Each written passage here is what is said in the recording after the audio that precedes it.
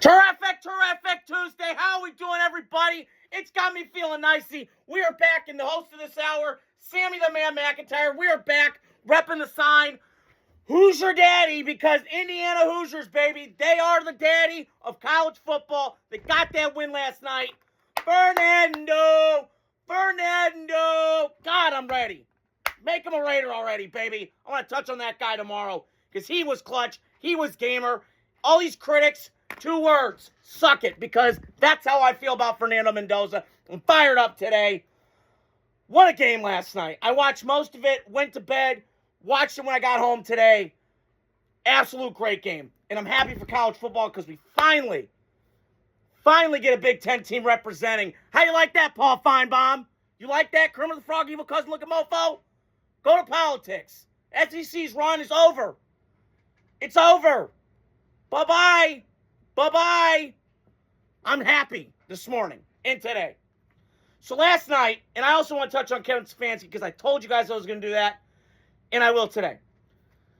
But I want to start with Indiana. What Curt Cignetti has done. I wrote some things down today. Fernando Mendoza, Colin Cowherd, my guy, said, quote, "Stop overthinking the room. He's great, period." And I'll get to him tomorrow because he was fantastic last night. And listen, I think Cignetti and Fernando Mendoza and the Hoosiers survived. And they won for Indiana last night because I saw a picture today of what the Indiana sports has gone through. Andrew Luck with the kidney. Peyton Manning with the neck injury. Paul George with his broken ankle. Caitlin Clark. Daniel Jones this past year. Reggie White getting in the fight. Malice in the Palace 22 years ago. So much shit has happened in the state of Indiana. And they did it for them last night.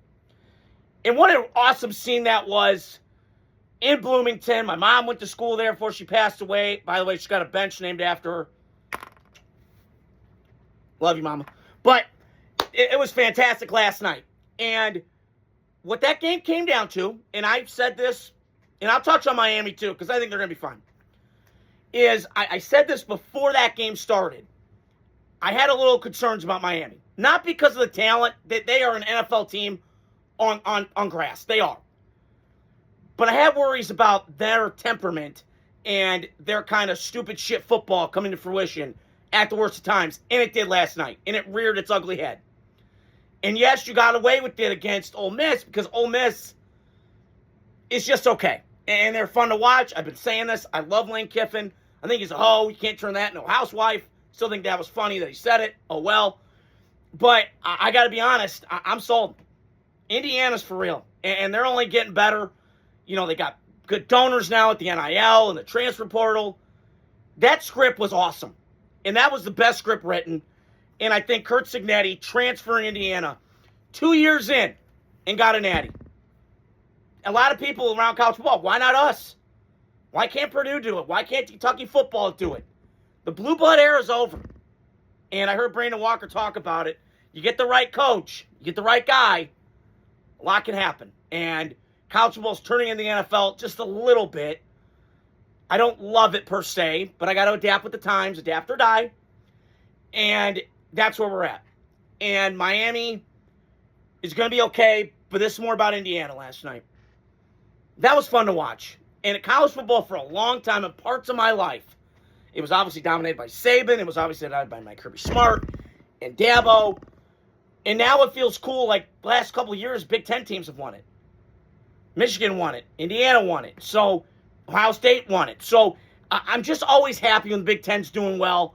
And this is not a shot at SEC teams. I got cousins that went to, one that went to Vanderbilt, Heather McIntyre. I have a couple of cousins that went to Georgia and Tennessee. So I have respect for all those programs. And the SEC is king in college football. It dominates, no doubt. But the more NIL money, the more all this shit happens, you're falling behind. And I'm watching that because last 3 years there hasn't been a team in it. So do I think it's over? No, it's going to ebb and flow like life is. Things are good for a while, then they go down, then they up. You know, it's a roller coaster of life. So I'm not going to sit here and bash the SEC today. Although I do find it funny when Paul Feinbaum crashes out and gets all pissed off. Because he's just, I would tell him, hey, Paul, go tell your fan base to get some better IQ. Because watching your show is like banging my head against a wall. It's like talking to a crayon because that's how much IQ you have. All you Southern inbred, whee! NASCAR-loving people. So, I just am blown away by Indiana. I have nothing more to say besides Fernando Mendoza's elite. Stop telling me he's not. Stop. All you critics out there, kiss my ass. I've seen enough. Gamer, tough, physical, gritty. It doesn't matter. And I'll touch on that tomorrow, why he's the number one pick. Slam dunk. Goodbye. You don't have room to talk. Okay? So that was my takeaway from that game, from that part of the game. And moving forward, how good do I think Indiana is? Listen, the top of the Big Ten now is really good. Ohio State, Indiana, that region of the country, I'm happy for it. And whenever the Big Ten wins, I'm in a good mood. Because I had a couple family members that went there, Northwestern, Iowa, Illinois. So I've got Big Ten and SEC ties within my family members, and I root for all those schools to do well. And on the flip side, so I just want to recap, Indiana, fantastic story. All I got to say is remarkable. I'm amazed. I mean, what they did in a 2-year stretch. And listen, does it help that you got transfer portal now? No doubt about it. But Kurt Cignetti, he's kind of John Gruden-esque to me. He's got that snarl. He's got that face and the snarl. And he's just Saban light without all the yelling. He's kind of not a soundbite. Google me. I win. Yeah, I didn't believe it when he said it. But the more I'm around Kurt Cignetti, he reminds me of myself a little bit. Tough, gritty, passionate about football. Kind of got that Gruden snarl, that Chucky look. Like, it's time to play. And I feel that when I watch Kurt Cignetti and his teams. They're physical, they're tough, they're resilient. They don't ever make mistakes. That's the one thing I noticed last night. Miami made bad mistakes and bad blunders to the worst of times. And they didn't. Indiana didn't. And that, to me, was the game of the play. Now, they had some bad calls last night. I'll give you that. The one where he does the RPO and he gets slapped in the whatever. And I also just got a notification, Bleacher Report, shout out. Kurt Cignetti's going to get $2 million bonus, which he should be. That's not even a no-brainer. Slam dunk. Don't even hesitate to do it. So, congratulations to Indiana. I am so proud today. Because I'm proud to be an American. Woo! NASCAR, baby. The Big Ten is on top again. And all those SEC fans, woo, row, row, row your boat gently down the stream. I'm a loser. That's what it is. Goodbye. You're done. Your run's over, Paul. Go back to politics, you Kermit the Frog, evil cousin looking mofo. Bye-bye, Paul. You like that? Shot at you, bro. God, I'm fired up today. So, that was my Indiana take on this. And on the Miami side of things, I'll flip it over. He had a great year. You've been down in the dumps for a long time at that program. It's got one of the biggest alumni bases. And they've been really good. And I like Carson Beck a lot. And I like Mario Cristobal a lot. I do think he's a little overrated. But he's proven me wrong. I had to kind of see him. He exercised some demons. And, I mean, the Saban tree of coaches is just phenomenal. You look at Cignetti. You look at Dan Lanning when he's done it. And now, granted, he's at Oregon. That helps a lot. No question. And then, obviously, Mario with Miami. You're in the backyard. You got 5 stars everywhere. And it does help. But you got to play, though. And I watched last night, you know, the sore loser at the end of the game, punching the fan. I just... Not the fan, but the lineman for Indiana. That's my only problem with these Miami teams. And I've been seeing it my whole life. Now, I wasn't around during the Jimmy Johnson heyday or the 2000 Miami Hurricanes early. I still think that 01 team is the most loaded roster I've ever seen on a field. I mean, it was insane. I think LSU probably comes close to that. But... And Miami feels like an NFL team. I mean, they really are. Urban Meyer said it last night before the game. I think he's a piece of shit, but that's besides the point. He said he walked on the field, he goes, oh, holy fuck. Like, that's what it is. And looking forward to Miami, despite this loss, and it's gut-wrenching, I get it. But they're going to win this ACC for a long time. Like, do we not need to remember who's in this conference? Bill Belly, dumbass, Belichick, idiot, scumbag, dumbass, he's not meant for the college games, too busy, got his legs wrapped around Jordan Hudson, whatever. I mean, I would be too. And then you got Dabo Swinney. Let's be honest. Come on. His run was over. Thank you, Dabo. Who names your kid Dabo? Whatever. His run's over. You look at these other teams in the conference, they don't even sniff Miami. So Miami's got a benefit, and they're going to win the ACC again. Unless Belichick can use his magic fairy dust and stop being a curmudgeon and asshole, then maybe. And Dabo gets his head out of his ass. Probably not. So I think Miami is set for a long time. Yes, they're going to lose Carson Beck. Yes, they're going to lose guys in the NFL.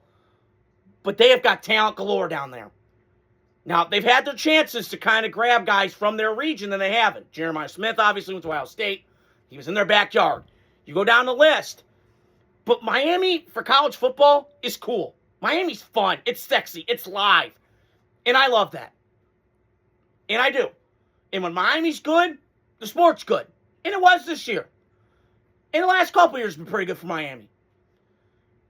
But I would advise Mario Cristobal, with all that toughness and all that swagger and all that stuff, be a little bit more buttoned up. That's all I'm asking. Not a lot, but just be more buttoned up.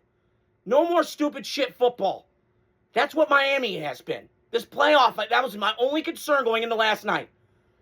I just had a feeling Miami was going to do stupid shit football crap at the end of game with the punch of Mark Fletcher punching the guy.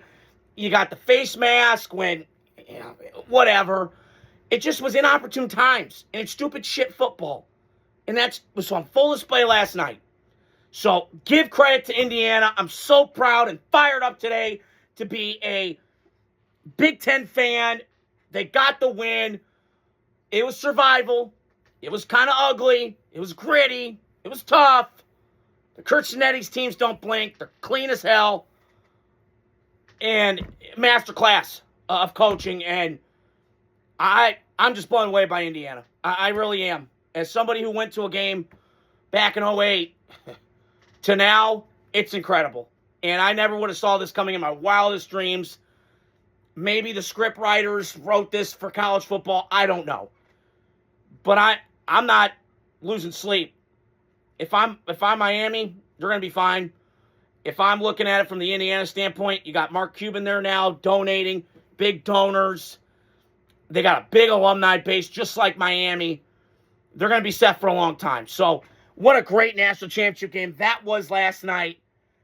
And I have nothing else to say about Indiana besides amazement. And on the Miami side of things, they're close. And as long as you got the talent base down there that they have in Florida, they're going to be okay. And the sport is always cool when Miami or USC's great because it's big. It's Miami. It's glamour. It's sexy. It's sex appeal. It's flash. And, sometimes like Texas, they get a little loosey. Don't love that. But I can't argue Mario Cristobal's impact and what he's meant to that Miami, Florida football team. And the difference a year makes. Their defense got a lot better this year. Carson Beck had some ups and flows.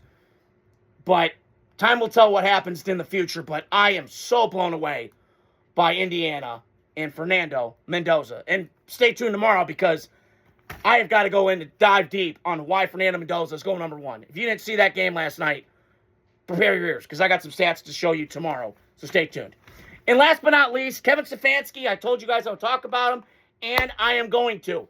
He signed with the Atlanta Falcons, which I think was I would say, sexiest kind of hire, but a good one. And the Falcons made the right choice. I think having Kevin Stefanski now and then bringing Bill Callahan, who my Aunt Colleen would know, her husband Mark blocked for him in high school, in college at Old Benedict. He goes to Atlanta. And I will say this, everybody's going to bitch, and I'm hearing some moaning, he was with the Titans and their offensive line was horrible. Yeah, because Tennessee doesn't know how to develop people. Have you watched Tennessee Titans lately? I'll get into Robert Saleh tomorrow. He got hired. I don't love that. But I'll touch on that tomorrow. So stay tuned. But this was a good hire. Kevin Stefanski won it 2 times Coach of the Year. got the Browns in the playoffs. The Browns hadn't been in the playoffs for the entirety before he got there. Got there twice. And I'm pretty sure he won 2 playoff games. He's pretty good at his job. And stop with the whole Shedeur Sanders nonsense that I kept getting lectured on and bitched about and seeing all these trolls on the internet bitching and moaning about. Shedeur's not that great. I've seen enough.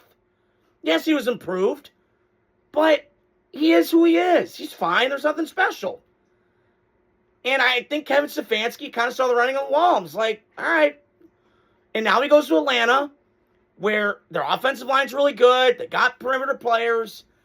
Can they get the most out of this defense? It's ready to go.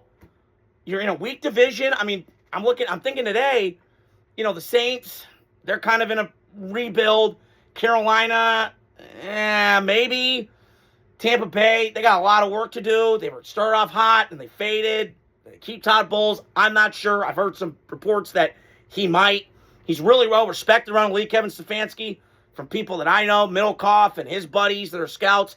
So I respect the hell out of Kevin Stefanski. And what he did in Cleveland, it's Cleveland. They don't win a lot. And he won twice. So I think he's really good. I understand it went kind of sour near the end in Cleveland. I got that. I think more of that's Jimmy Haslam and that. But Andrew Berry and him built really good teams.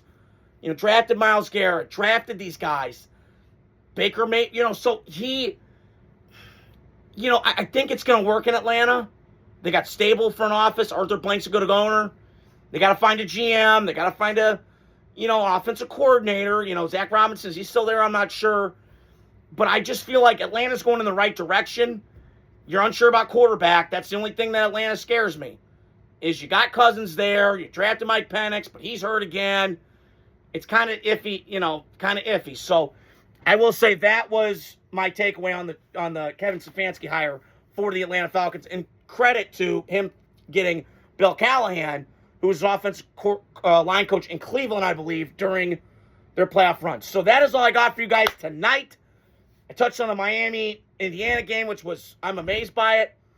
And then I touched on the Kevin Stefanski hire. So stay tuned tomorrow. I've got a lot to talk about when it comes to Fernando, the Raiders, and a lot of other stuff. A couple coaching news hires I'll touch on. So stay tuned throughout the week. It's kind of getting down to the weirdness of it. We got championship games.